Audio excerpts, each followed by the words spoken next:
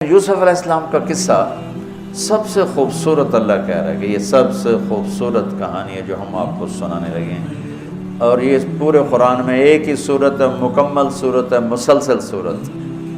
اور یوسف علیہ السلام اور موسیٰ علیہ السلام میں کچھ مطابقتیں ہیں، یعنی کچھ آپس میں ملتے جلتا نظام چلتا ہے۔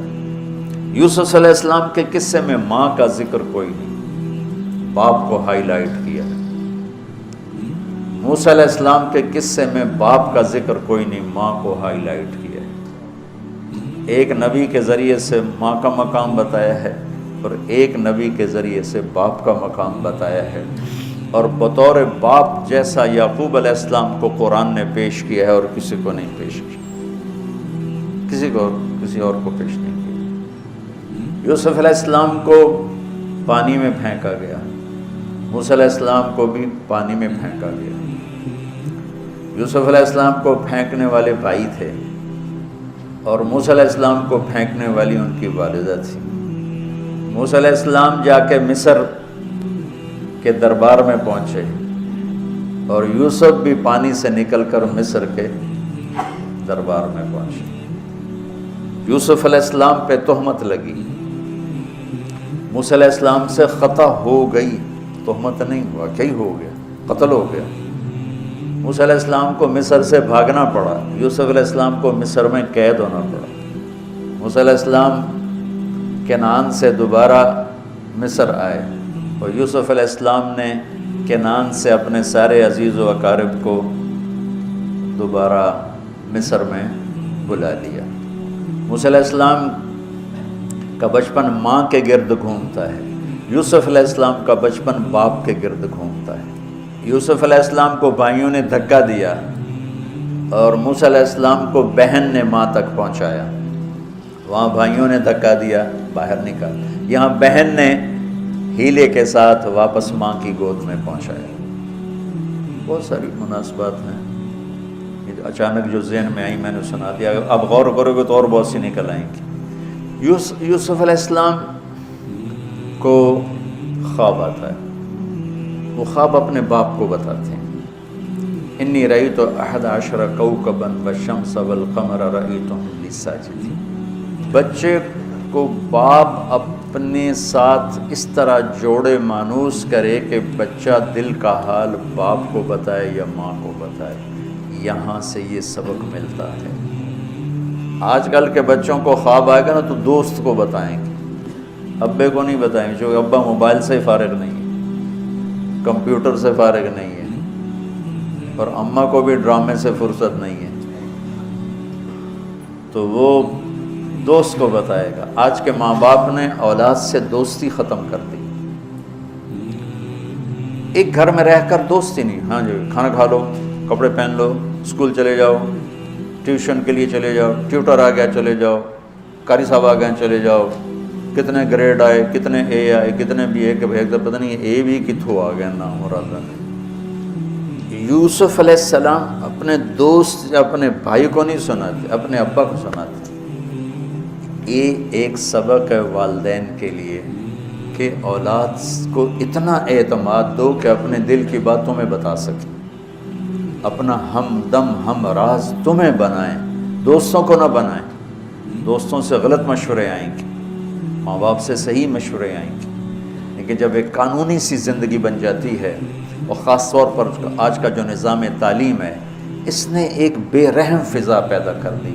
ایک معصوم ننھا 3 برس کا بچہ وہ اسکول کا بوجھ لے کے جاتا ہے، روتا ہوا آتا ہے، روتا ہوا، اس کے دل میں ماں باپ کی محبت جنم ہی نہیں لیتی، جنم لی ہوئی محبت مر کے دفن ہو جاتی ہے، ختم ہو جاتی ہے، اس کے سارے نیورون جل جاتے ہیں جب اس کو پریشر ڈالا جاتا ہے، پیچھے سے بجلی کا پریشر زیادہ آئے گا یہ اڑ جائیں گے۔ ایسے جب اس پر پریشر پڑتا ہے، کبھی ٹیوشن، کبھی اسکول، کبھی گریڈ، کبھی ادھر، تو اس کے سارے وہ نیورون جو ہوتے ہیں وہ جل جاتے ہیں۔ جب وہ شعور میں آتا ہے تو وہ سمجھتا نہیں ماں باپ کون ہے، دماغ تو ختم ہو چکا ہے۔ تو یوسف علیہ السلام اپنے والد کو بتا رہے ہیں کہ میں نے یہ خواب دیکھا۔ والد خواب کی تعبیر جاننے والے ہیں، وہ فرماتے ہیں بھائی کو نہ بتانا، بھائیوں کو نہ بتانا، کہ کہیں کوئی چکر نہ چلا دیں تیرے خلاف۔ اس سے پتہ چلتا ہے کہ ایک حدیث استعینوا علی امورکم بالکتمان فإن صاحب النعمت محسود، اگر اللہ تعالیٰ کوئی تمہیں دے تو چھپانے کی کوشش کرو، کہ نعمتوں کو دیکھ کر کچھ لوگ محبت کرتے ہیں، کچھ لوگ حسد کرتے ہیں، اور حسد کی نظر آدمی کو کھا جاتی ہے، اور حسد کا ایسی بیماری کہ اس کا علاج ہی کوئی نہیں۔ اللہ نے کہا دشمن کا علاج ہے کیا؟ ادفع باللتی ہی احسن، دشمن کے ساتھ اچھا سلوک کر، وہ تیرا دوست ہو جائے گا۔ اور حاسد کا اللہ نے کہا علاج کوئی نہیں، تو کیا کر کبا مجھ سے پناہ مانگ، ومن شر حاسد اذا حسد، کہ حسد کا اللہ نے علاج نہیں بتایا، سن رہے ہو؟ اللہ نے حسد کا علاج نہیں بتایا، پناہ مانگو ومن شر حاسد اذا حسد، یا اللہ بس تو ہی جان بچو۔ تو خیر میرا خیال ہے پورا قصہ سنانے کی بجائے میں اس کا آپ کو اس کی متھ، اس کا جو اصل ہدف ہے جو اللہ بتانا چاہتا ہے وہ بتا دوں۔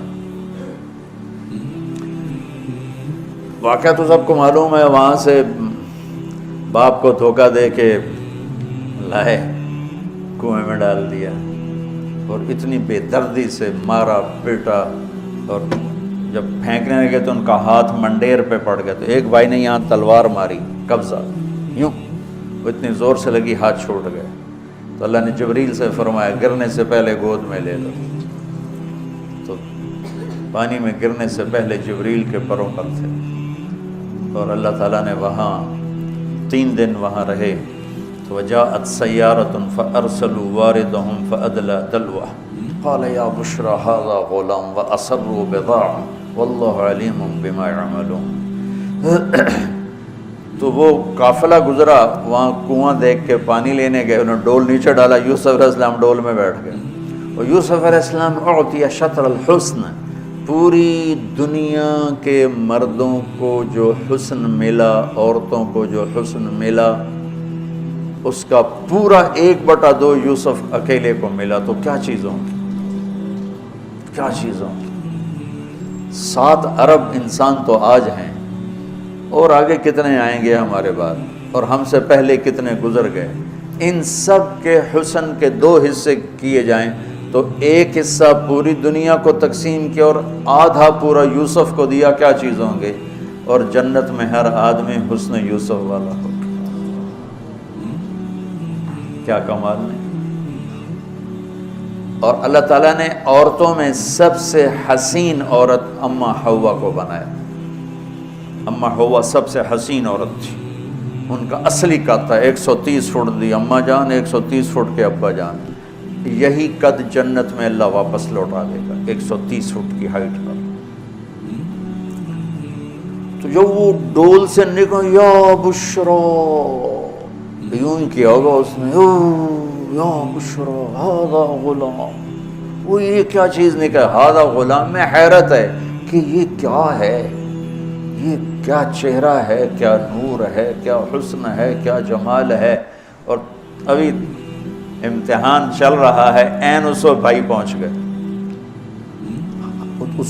ان کو چیک کرنے کے لیے کہ کیا حال ہے۔ ارے یہ تو ہمارا بھاگا ہوا غلام ہے، تمہیں کہاں سے مل گیا؟ کہا ہمیں تو کنویں سے ملا۔ کہا اچھا ٹھیک ہے ہم بیچتے ہیں، لے جاؤ۔ وَشَرَوْهُ بِثَمَنٍ بَخْسٍ دَرَاهِمَ مَعْدُودَةٍ وَكَانُوا فِيهِ مِنَ الزَّاهِدِينَ۔ تو مصر کے گورنر نے خریدا تو اکرمی مثواہ عسیٰ ان ینفعنا او نتخذہ ولدا، اور موسیٰ علیہ السلام کو بھی کہا فرعون کی بیوی نے قرۃ عین لی ولک عسیٰ ان ینفعنا او نتخذہ ولدا۔ ایک مناسبت یہ بھی ہے، ادھر بھی کہا جا رہا ہے نتخذہ ولدا، ادھر بھی کہا جا رہا ہے نتخذہ ولدا۔ تو وہاں فرعون نے کہا تیری ٹھنڈک ہوگا، میری تو نہیں لگتا، میں تو لگتا ہے یہی مینوں مارے گا۔ تو ولما بلغ شدہ آتیناہ حکما وعلما وکذلک نجزی المحسنین، جب وہ جوانی میں آئے اور حسن سورج کی طرح چمکا تو عزیز مصر کی بیگم فتنے میں پڑ گئی۔ وراودته التي هو في بيتها عن نفسه وغلقت الابواب وقالت هيت لك، یہ ہیت لک بم ہے، بم، ہیت لک، حیت لک حیت لک ہت لک ہت لک ہت لک حیت لک حیت لک حیت لک، اتنی دفعہ اس کو پڑھا جا سکتا ہے۔ یہ اس واقعہ کی خوفناک شکل کو بتانے کے لیے یہ لفظ یہ بم مار رہا ہے، حیت لک حیت لک ہت لک ہت لک ہت لک ہت لک، پھر اس کو امالہ کر کے حیت لک حیت لک حیت لک، اتنی دفعہ اس کو پڑھا جا سکتا ہے اس انداز میں، یہ بتانے کے لیے کہ یوسف علیہ السلام پر کتنی بڑی گھاٹی آ گئی تھی، اور ایک جملے سے سارا باطل چاک ہو گیا، معاذ اللہ انہ ربی احسن مثوایا انہ لا یفلح الکافرون۔ ہاں زلیخا یہ نہیں ہوگا جو تم چاہتی ہو، یہ نہیں ہوگا، کمرے بند، تالے لگائے، پہرے کھڑے کیے اور دروازے بند۔ یوسف علیہ السلام نے دیکھا کہ میں کہیں بھی نہیں بھاگ سکتا، لیکن یہ دروازہ یہاں تک تو بھاگ سکتا ہوں، تو کہ یا اللہ بھائی یہاں تک دوڑنا میرا کام ہے، آگے راستہ دینا تیرا کام۔ جو دروازے کے قریب ہے تو ٹھک تالا ٹوٹا دروازہ کھل گیا، ٹھک تالا ٹوٹا دروازہ کھل گیا، ٹھک تالا ٹوٹا دروازہ کھل گیا، بھاگتے بھاگتے آگے پیچھے یہاں تک کہ بڑے دروازے پر آ کر اس کا پیچھے ہاتھ پڑا، کرتا پھٹ گیا، اوپر سے اس کا خامد آ گیا۔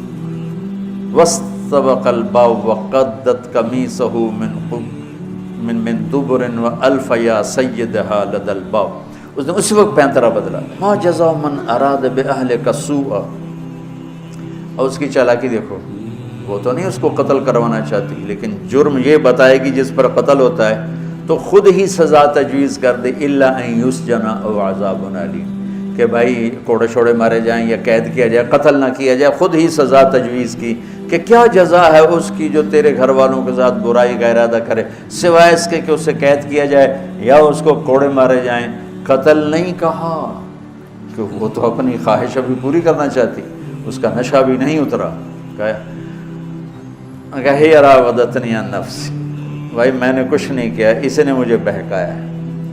تو وہاں ایک بچے نے گواہی دی، شاہد شاہد من اہلہا، کرتا دیکھ لو، ان کان قمیصہ قد من قبل فصدقت وهو من الكاذبین وان کان قمیصہ قد من دبر فکذبت وهو من الصادقین فلما رأى قمیصہ قد من دبر قال انه من کیدکن ان کیدکن عظیم یوسف اعرض عن هذا واستغفری لذنبک انک کنت من الخاطئین۔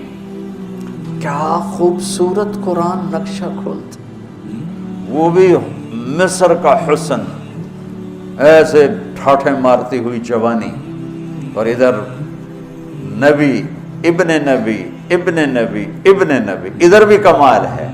یہ واحد ہستی ہیں یوسف علیہ السلام، جن کا باپ نبی، جن کا دادا نبی، جن کا پردادا نبی، جو خود نبی۔ یہ اس لیے میرے نبی سے پوچھا گیا یا رسول اللہ من اکرم الناس، سب سے عزت دار کون ہے؟ آپ نے کہا یوسف علیہ السلام، کہ جو خود بھی نبی، ان کے باپ بھی نبی، ان کے دادا بھی نبی، ان کے پردادا بھی نبی۔ تو اللہ تعالیٰ نے اسی کے حساب سے امتحان لیا جس سطح پر وہ تھے، تو ساری رسیاں توڑوا کے بھاگے، اور عزیز مصر سامنے پیترا بدلا کہ اس کو قید کرو، اس نے یہ کیا، اس نے یہ کیا۔ جب وہ دیکھا کہ تو ہی لگتا غلط ہے یوسف بھائی، تو درگزر کر، لیکن بدنامی ہو گئی، بدنامی ہوئی تو پھر انہوں نے کہا اس کو قید میں ڈال دو، پھر قید میں ڈالا۔ اس کے بیچ میں یہ واقعہ ہے کہ نسوۃ فی المدینۃ امرأۃ العزیز تراود فتاها عن نفسی قد شغفها حبا انا لنراها فی ضلال مبین۔ ارے زلیخا، عورتوں کے تانے، تو ملکہ ہو کر، شہزادی ہو کر ایک غلام پہ ایسے لٹو ہوگی، تجھے شرم نہ آئی؟ تو نے اپنی عزت کو نہ دیکھا، اپنے مرتبے کو نہ دیکھا، نا میں تھوڑی خبر لے لینی ہے۔ تو فلما سمعت بمکرہن ارسلت الیہن واعدت لہن متکئا، اس نے ایک دسترخوان سجایا، اس پہ پھل فروٹ رکھے، وآتت کل واحدۃ منہن سکینہ، اور ایک ہاتھ میں پھل دیا، ایک ہاتھ میں چاقو دیا، اب وہ اپنے چاقو سے پھل کاٹ رہی ہیں۔ قال اخرج علیہن، قالت اخرج علیہن، یوسف باہر آؤ، پردہ ہٹا، یوسف سامنے آئے، تو پھل کاٹنے کے بجائے ہاتھ کٹنے لگے، فلما رأینہ اکبرنہ، آنکھیں یوں پھٹ کے دیکھ رہی یوسف پہ لگی ہوئی ہیں، سب کی یوں آنکھیں لگی ہوئی ہیں، اور یہ چھری جو ہاتھ میں ہے وہ پھل کی بجائے وہ انگلیوں کو کاٹ رہی، اور اس سے خون گر رہا ہے اور انہیں خبر نہیں لگ رہی۔ قطعن ایدیہن وقلن حاش للہ ما ھذا بشرا ان ھذا الا ملک کریم، یہ انسان نہیں کوئی دیوتا ہے۔ ملک کا ترجمہ فرشتہ نہیں، فرشتوں کو تو جانتے نہیں تھے، دیوتا، یہ کوئی دیوتا ہے۔ ان کو یاد ہی نہیں رہا کہ ہمارے ہاتھ کٹ رہے ہیں، احساس ہی نہیں ہوا ہمارے ہاتھ کٹ رہے ہیں یا پھل کٹ رہے ہیں۔ قالت ذالکن الذی لمتننی فیہ، دیکھ لیا جے تمہیں پتہ بھی نہیں چلا تم ہاتھ کاٹ رہی ہو، یہ ہے جس نے مجھے پاگل بنایا ہوا ہے۔ وَلَئِن لَّمْ يَفْعَلْ مَا آمَرُهُ لَيُسْجَنَّ وَلَيَكُونَنَّ مِنَ الصَّاغِرِينَ، یا یہ میری بات مانے گا یا یہ ذلیل ہوگا، یہ قید میں جائے گا۔ قال رب السجن احب الی مما یدعوننی الیہ، اے اللہ تم مجھے ان کے شر سے بچا۔ آپ نے فرمایا ترکت بعدی فتنۃ الرجال اضر من النساء، میں نے مردوں پر سب سے بڑا فتنہ اپنے بعد جو چھوڑ کے جا رہا ہوں عورت، عورت سے مراد غلط عورت۔ راویہ بصری بھی عورت ہے، شعوانہ بھی عورت ہیں، شیخ عبد القادر جیلانی کی ماں بھی عورت ہیں، جنید بغدادی کی ماں بھی عورت۔ النساء میں اشارہ ہے غلط عورت، غلط عورت، بد کردار عورت، بد چلن عورت، یہ سب سے بڑا فتنہ ہے۔ بڑوں بڑوں کے پاؤں سے زمین نکل جاتی ہے سوائے اس کے جس کی اللہ اپنے فضل سے حفاظت فرمائے۔ یوسف علیہ السلام جیل میں چلے گئے، اللہ تعالیٰ نے ایک خواب کے ذریعے سے باہر نکالا، میں مختصر کر رہا ہوں، ایک خواب کے ذریعے سے باہر نکالا، اور عزیز مصر نے آپ کو گورنر بنایا، وزیر خزانہ بنایا۔ وجاء اخوۃ یوسف فدخلوا علیہ وہم لہ منکرون فعرفہم وہم لہ منکرون۔ یوسف علیہ السلام میں نے یہ اس طرح رہتے تھے، اس طرح اپنے چہرے پہ نقاب رکھتے تھے کہ کوئی ان کی وجہ سے فتنے میں نہ پڑ جائے، اس طرح نقاب رکھتے تھے۔ تو وہ تو نقاب میں تھے، تو بھائی آئے تو نہ انہوں نے پہچانا، نہ ان کو خیال تھا کہ یہ یوسف بیٹھا ہوا ہے، انہوں نے تو غلام علوم بنا کے کہیں گل سڑ گیا ہوگا۔ انہوں نے کہا بھائی کو لے کر آنا ورنہ تمہیں غلہ نہیں دوں گا۔ بھائی آئے، آخری جگہ پہنچتے ہیں۔ دوبارہ جب وہ غلہ لینے آئے، بنیامین کو انہوں نے روک لیا تھا، دوبارہ جب وہ غلہ لینے آئے تو یعقوب علیہ السلام کو بھائیوں نے بتایا کہ یوسف عزیز مصر نے روک لیا ہے بنیامین کو۔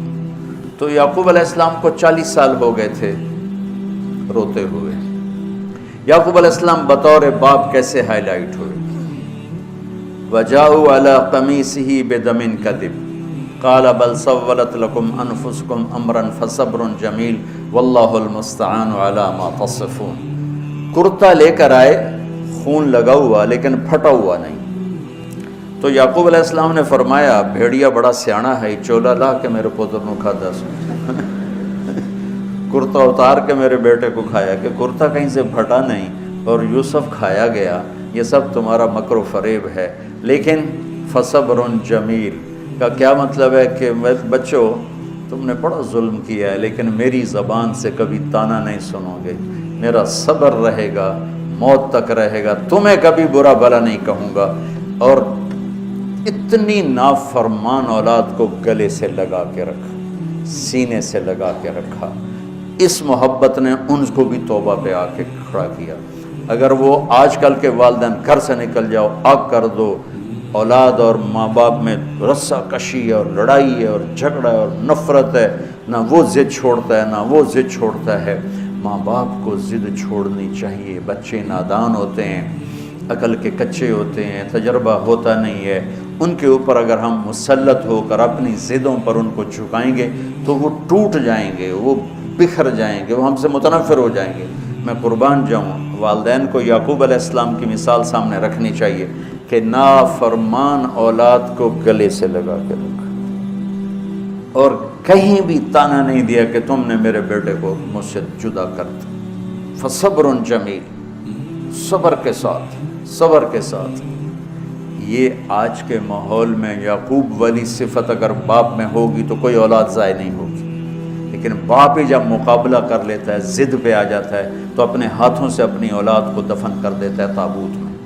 نافرمانی کے تابوت کی کیل والدین لگاتے ہیں کہ وہ ضد کر لیتے ہیں، بچوں سے ضد کر لیتے ہیں، ارے اپنی ضدیں توڑ دو، وہ تمہارے اوپر قربان ہو جائیں گے، فدا ہو جائیں گے۔ اگر ان پر اپنی ضدیں مسلط کرو گے پھر لڑائیاں ہوں گی، جھگڑے ہوں گے، نفرت ہوگی۔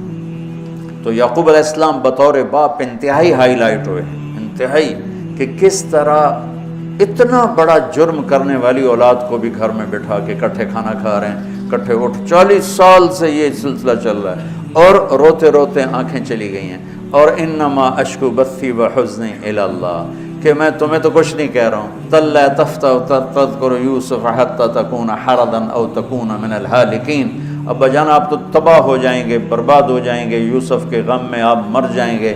کہا میں تم سے تو کبھی کچھ نہیں کہا، تمہیں کبھی کوئی تانا دیا؟ انما اشکو بثی وحزنی الی اللہ، اللہ کے سامنے روتا ہوں، تمہیں تو کبھی کچھ نہیں کہا۔ یہ بطور باپ، تم بھی بہت سے شادی شدہ ہو، تمہارے بچے چھوٹے چھوٹے ہو چکے ہیں، تم جو مولوی ہوتے ہو بہت جلدی بچے کو جنید بغدادی بنانا چاہتے ہو، پیدا ہوتے ہی سر پہ ٹوپی، دودھ پیتا بچہ سر پہ ٹوپی۔ یعقوب علیہ السلام کو پڑھو تاکہ تمہیں پتہ چلے کہ بچوں کو دین پہ کیسے لانا ہے۔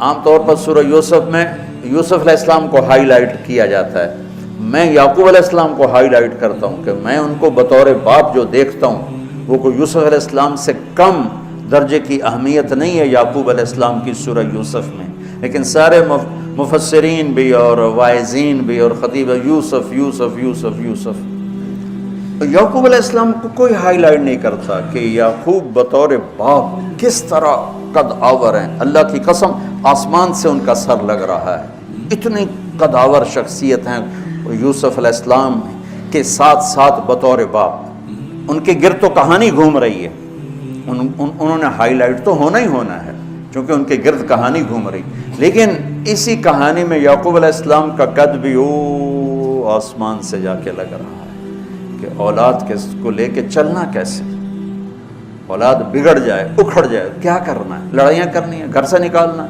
مقابلے کرنے ہیں؟ نہیں، دب جانا ہے، شکست مان لینی ہے، ہار مان لینی ہے، اور محبت کو بڑھانا ہے۔ محبت ایک ایسا جادو ہے جو سر چڑھ کے بولتا ہے اور ایک نہ ایک دن واپس لے کر آتا ہے، لیکن مقابلے، بیوی سے مقابلہ، بچوں سے مقابلہ، بھائیوں سے مقابلہ، مقابلے نے تو ہمیں ہماری زندگی تلخ اور تباہ اور سیاہ کر کے رکھ دی۔ یعقوب علیہ السلام نے خط لکھا وزیر خزانہ، ان کے پتہ آگے یوسف ہے کہ ہم انبیاء کی اولاد ہیں، ہم چور نہیں ہیں اور بڑے امتحان سے گزر رہے ہیں۔ میرے دادا کو آگ میں ڈالا گیا، میرے باپ کو چھری کے نیچے سے نکالا گیا۔ حضرت اسماعیل کو باپ کا لقب دیا کہ عربی میں چاچے کو بھی باپ کہہ سکتے ہیں، تو میرے باپ کو چھری کے نیچے سے نکالا گیا، میرے بیٹے کو مجھ سے چھینا گیا، 40 برس گزر گیا، اس کی یاد میں اندھا ہو گیا، اب تو نے میرا سہارا روک لیا ہے، برائے مہربانی آزاد کر دے۔ اچھا، یعقوب علیہ السلام بھی نبی ہیں، یوسف بھی نبی ہیں۔ یوسف 1 ہفتے کی مسافت پر مصر میں ہیں، لیکن اللہ کی طرف سے اجازت نہیں ملی ہوگی اپنے آپ بتانے کی، ورنہ تو وزیر خزانہ بنتے ہی کسی کو بھیج دیتے، جاؤ بھائی میرے ابا کو بتاؤ۔ ادھر بھی خاموشی ہے، ادھر بھی خاموشی ہے۔ جب یہ خط پڑھا یوسف علیہ السلام نے تو رو پڑی اور اللہ سے دعا کی، یا اللہ مجھے اپنے آپ کو ظاہر کرنے دیا۔ تو اللہ نے کہا ٹھیک ہے، ظاہر کر دو اپنے آپ۔ تو اب بھائیوں کو بلایا۔ اچھا، بیچ میں ایک وہ خواب کی بات میں ایک بات ابھی یاد آئی، وہ کہہ دوں۔ یوسف علیہ السلام بے گناہ قید میں گئے، ٹھیک، بادشاہ نے خواب دیکھا ہے تو یوسف ایھا الصدیق افتنا فی 7 بقرات سمان یاکلہن 7 عجاف و7 سنبلات خضر واخر یابسات لعلی ارجع الی الناس لعلہم یعلمون۔ تو بھائی یوسف، ہمارے بادشاہ نے یہ خواب دیکھا ہے، آپ تعبیر دے دو۔ تو انسانی فطرت کا تقاضا ہے، یوسف کہتے مجھے بے گناہ جیل میں ڈالا، میں تمہیں تعبیریں دوں، جاؤ دفع ہو جاؤ، نہیں دیتا۔ یہ رد عمل، عقلی رد عمل یہ ہے کہ میں نہیں دیتا تمہیں تعبیر، میرا کیا قصور ہے، مجھے کیوں جیل میں ڈالا ہوا ہے، جاؤ بھاگ جاؤ، میں نہیں دیتا تعبیر۔ اور ایمانی رد عمل کیا تھا کہ انہوں نے صرف تعبیر مانگی، انہوں نے فسر و دبر و بشر، انہوں نے ایک شے مانگی تعبیر، تو فسر کہہ دو، عبر کہہ دو، انہوں نے تعبیر بھی دی، قحط سے نکلنے کا طریقہ بھی بتایا، اور قحط کے بعد خوشحالی آنے کی خوشخبری بھی سنائی۔ یہ نبی کے اخلاق۔ تو نے میرے ساتھ یہ کیا، اور میرے پاس کس لیے آیا، تجھے یاد نہیں تو نے میرے ساتھ کیا کیا تھا؟ یہ ہے آج کے اخلاق بھی یہی ہیں، اور انسان چلتا بھی اسی پر ہے۔ اور تو میرے نال کیتا کہ آج میں تیرے نال کیوں چنگا کروں، چل دوڑ جا۔ اور میں قربان جاؤں اخلاق یوسف پر کہ عبر و دبر و بشر، تعبیر بھی سنائی، طریقہ بھی بتایا، بشارت بھی سنائی کہ آئے گا سال، پھر ثم بارشیں بھی ہوں گی اور چہل پہل بھی ہوگی۔ تو اللہ سے مانگ لو کہ اخلاق یوسف اللہ تمہیں نصیب فرما دی۔ یوں نقاب تھا اور بھائی آ گئے دوبارہ، اب اجازت ہو چکی ہے کہ بتا دو، تو ایسے نقاب ہٹایا۔ هل علمتم ما فعلتم بيوسف وأخيه إذ أنتم جاهلون۔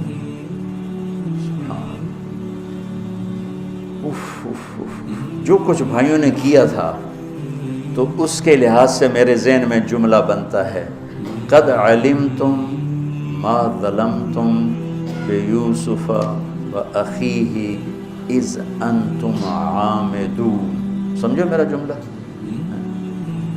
تمہیں خوب یاد ہوگا جو تم نے یوسف اور اس کے بھائی پہ ظلم کیا، سوچی سمجھی اسکیم اور سازش کے تحت، یہ جملہ بنتا ہے۔ اور اخلاق یوسف دیکھو، حل علمتم، میں نے تھوڑی دیر پہلے بتایا، حل کہاں بولا جاتا ہے؟ جہاں مجھے یہ پتا ہو کہ مولوی شاہ صاحب میری بات نہیں جانتے اس لیے میں حل کر، کیا آپ کو پتہ چلا؟ یہ ہے حل۔ کیا آپ کو معلوم ہے؟ یہ حل ہے۔ تو حل کا لفظ لا کے بھائیوں کو کیا بتا رہے ہیں کہ تم بے خبر تھے، بے خبر تھے۔ حل علمتم، بے خبری میں ما فعلتم، فعل عربی زبان کا کمزور ترین لفظ ہے، تھوڑا بہت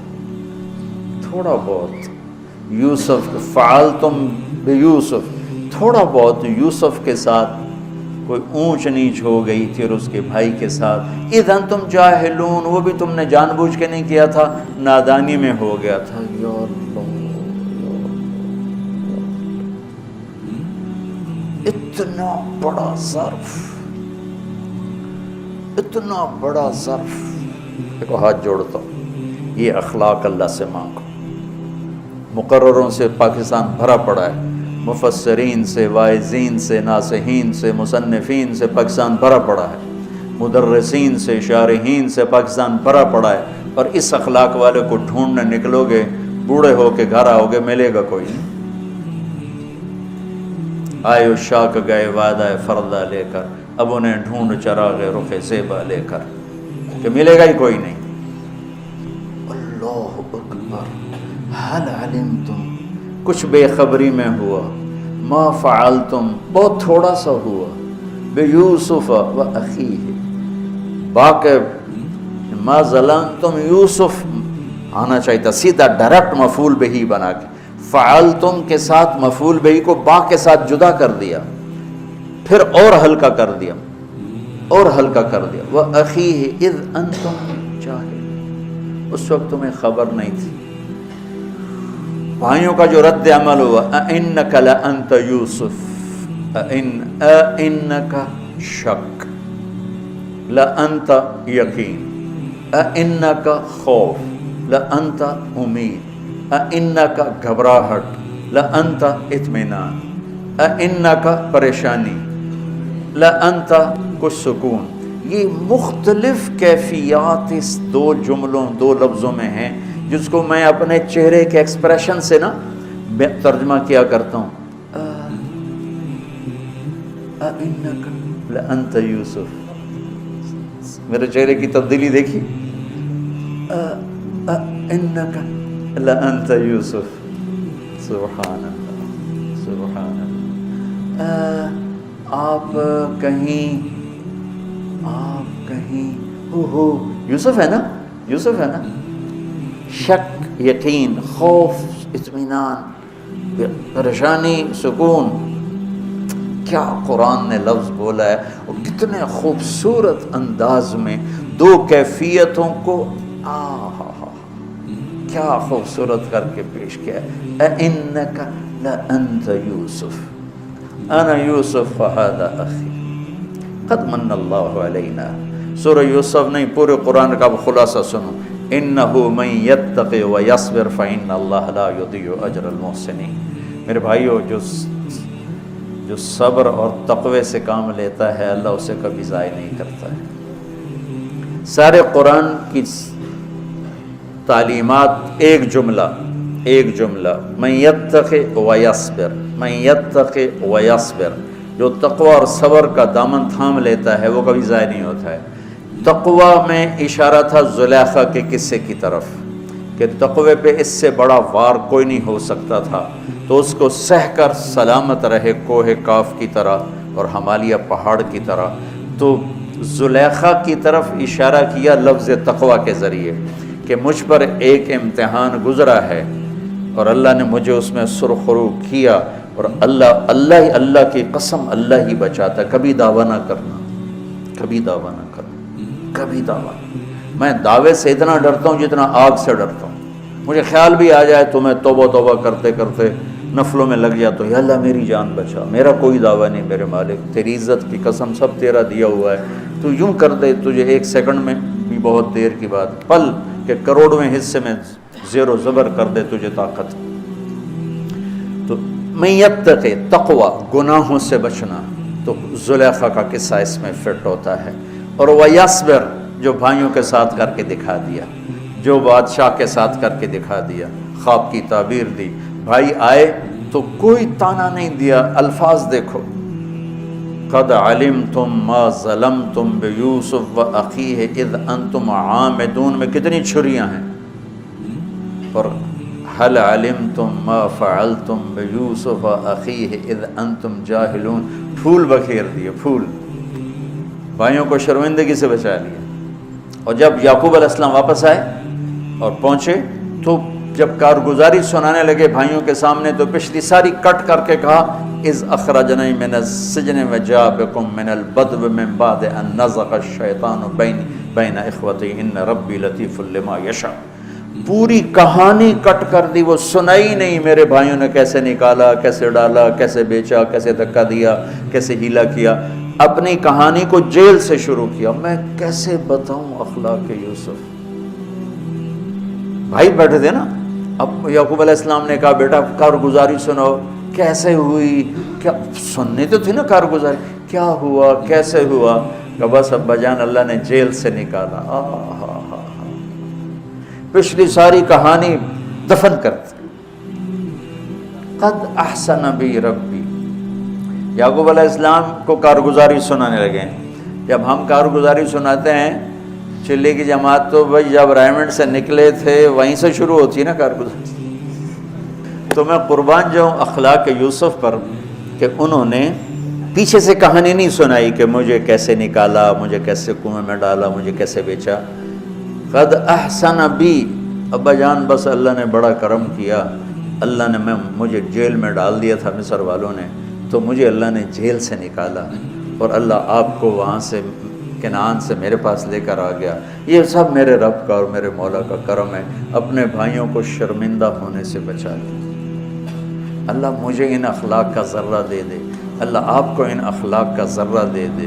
اللہ کی قسم آپ کو کوئی پکڑ نہیں سکے گا عبادات اور علم کے ذریعے سے. یہ سارے دھرے رہ جائیں گی عبادات، نفلی عبادات اور نفلی ذکر، اذکار، تسبیحاں، مراقبے، اخلاق ایسا اتنا تیز رفتار راکٹ ہے کہ اس کو کوئی نہیں پکڑ سکتا۔ میرے پاس سعید انور اور یوسف، محمد یوسف نیا نیا مسلمان ہوا تھا، میرے پاس آئے دونوں، کہنے لگے طاقت تو لگ گئی کرکٹ میں، تو کوئی شارٹ کٹ بتاؤ جنت کی۔ تو میں نے تھوڑی سی اخلاق کی بات کی، میں نے کہا یہ کر لو، کہنے لگا نہیں یہ تو مشکل ہے، کوئی اور بتا، یہ تو مشکل سبق ہے۔ یہ بے خطا علم ہے، ذالک الکتاب لا ریب فیہ وتمت کلمۃ ربک صدقا وعدلا لا مبدل لکلمات انہ لقول فصل وما هو بالہزل۔ ایسے دعوے کون کر سکتا ہے؟ قل لئن اجتمعت الانس والجن على ان یاتوا بمثل هذا القرآن لا یاتون بمثلہ ولو کان بعضهم لبعض ظہیرا۔ یہ دعویٰ کون کر سکتا ہے کہ یہ میرا کلام ہے، اور پوری دنیا کے انسانوں کو چیلنج ہے کہ ایسا کلام لکھ کے دکھاؤ، کسی مصنف، کسی شاعر، کسی ادیب کا کوئی دعویٰ نہیں۔ یہ دعویٰ قرآن کا آج تک باقی ہے۔ ہر چیلنج ٹوٹ گیا، ہر ریکارڈ ٹوٹ گیا، ہر چیلنج ٹوٹ گیا۔ قرآن کا چیلنج آج بھی باقی ہے کہ فاتو بصورت میں مثلہ، لاؤ اس جیسی ایک صورت لے آؤ، اس جیسا کلام لے کر آؤ۔ تو اپنے دعوے میں اتنی طاقت کے ساتھ قرآن بولا ہے، آج تک کوئی اللہ کے کلام کے سامنے کون کوئی آ سکتا ہے؟ تو ناممکن ہے۔ اور امت کی بدنصیبی ہے کہ قرآن گھر میں ہے جو خطا سے پاک علم ہے، جس کا قول پتھر کی لکیر ہے، اور بولنے والا میرا نبی ہے جن کا قول پتھر کی لکیر۔ ابو ذر رضی اللہ تعالیٰ عنہ کا انتقال ہو رہا تھا، ربضہ مدینہ سے کوئی 150 کلومیٹر صحرا میں، نہ ادھر کوئی انسان نہ ادھر کوئی انسان، ایک بیگم ایک بیٹی۔ ان کی بیگم نے کہا تم مر رہے ہو، میں بوڑھی، یہ بچی، تجھے غسل کون دے گا، تجھے کفن کون دے گا، تیری قبر کون کھودے گا، تجھے دفن کون کرے گا؟ تو فرمانے لگے بی بی ما کذبت وما کذبت، نہ میں تمہیں جھوٹ بولنے لگا ہوں، نہ جس کی بات بتا رہا ہوں نہ وہ جھوٹا تھا۔ میں ایک مجلس میں تھا تو میرے نبی نے فرمایا تم میں ایک شخص بیٹھا ہوا ہے جو اکیلا رہے گا، اکیلا مرے گا، اکیلا اٹھے گا، اور اس کا جنازہ مسلمانوں کی ایک جماعت پڑھے گی، تو اس محفل میں جتنے لوگ شریک تھے وہ سب شہروں میں مر گئے، میں اکیلا رہ گیا ہوں، اور میں اس جنگل صحرا میں ہوں، اور میری موت میرے سر پر ہے، اور مجھے اکیلے بھی اٹھنا ہے، اور میرا جنازہ مسلمانوں کی ایک جماعت نے پڑھنا ہے، جو کہہ رہا ہوں صحیح کہہ رہا ہوں، تمت کلمۃ ربک صدقا وعدلا انہ لقول الفصل، کہ میرے نبی بھی جب بولتے ہیں تو ما ینطق عن الہوی ان هو الا وحی یوحی، ان کی زبان پر اللہ بولتا ہے۔ وہ کہنے لگی انا یکون وقد انقطع الحج، یہ کیسے ہوگا، حج کا تو زمانہ نہیں۔ حج کے موسم میں یہ شارٹ کٹ مکے کا راستہ تھا، تو حجاج راستہ مختصر کرنے کے لیے یہاں سے گزرتے تھے۔ تو ان کی بیگم نے کہا حج تو ہے نہیں، تو کون گزرے گا یہاں سے؟ وہ فرمانے لگے مجھے نہیں پتا کون گزرے گا، لیکن جو تمہیں کہہ رہا ہوں یہ حق اور سچ ہے۔ امت نے اپنے نبی کی باتوں پر ہی سب سے زیادہ شک کیا۔ ایک تھوڑے سے پڑھے لکھے کی بات پہ جی بہت بڑے اسکالر ہیں وہ یہ کہہ رہے ہیں، اور جس کے پاس اولین و آخرین کا علم تھا، جس کے علم کی منتہا ہے کہ لوح محفوظ کی تحریر کو مسجد میں بیٹھ کے پڑھ سکتے ہیں، ان کے علم کا مذاق اڑایا جا رہا ہے۔ میرے نبی کا علم ہے، سچ نجات دیتا ہے، جھوٹ ہلاک کرتا ہے۔ میرے پاکستان کا تاجر بھی کہتا ہے، زمیندار بھی کہتا ہے، سیاستدان بھی کہتا ہے، وکیل بھی کہتا ہے، مرد بھی کہتا ہے، عورت بھی کہتی ہے، جھوٹ کے بغیر کوئی کام نہیں۔ اتنے بڑی ہستی کے علم کو چیلنج کر دی۔ ایک ڈاکٹر کے کہنے پر میٹھا چھوڑ دیتا ہے، شوگر دیکھی نہیں، آپ نے میٹھا نہیں کھانا، نہیں کھاتے۔ آپ نے بڑا گوشت ہے، جیسے مجھے آپ کہتے ہیں بھائی آپ کا اسٹینٹ پڑا ہے تو آپ نے بڑا گوشت نہیں کھانا ہے، آپ نے ملائی نہیں کھانی ہے، مکھن نہیں کھانا، اچھا نہیں کھاتے ہیں۔ اتنی بڑی ہستی جن کی نظر لوح محفوظ پر جا رہی ہے،